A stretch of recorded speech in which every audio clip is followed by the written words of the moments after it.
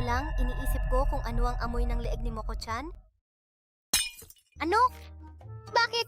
Bakit mo naman sasabihin yan? Teka, dapat ko bang amuyin ng mabuti? Moko-chan? Dapat ba ako? Ano ba ang sinasabi mo, nanay? Mas lalo mo lang palalalahin ang hindi pagkakaunawaan. Nako, ano kayang mangyayari kung susubukan kong amuyin si Moko-chan? Palalambutin kita hanggang sa muli nating pagkikita. Paalam sa inyong lahat. Maling hakbang, maling pagpili. Tapos na ako. Narito na si Smoko-chan para sa pagdiriwang ng Halloween ngayong gabi na puno ng mga katatakutan at kasiyahan para sa ating lahat. Itong Halloween naman kung tutuusin. Chu-chu-chu!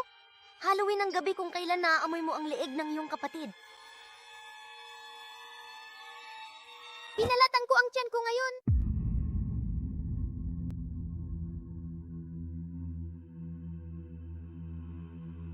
Oo, itigil mo na yan. Pakiusap, itigil mo na. Huwag mong ituloy. Huwag na huwag talaga. Pakihawakan ito.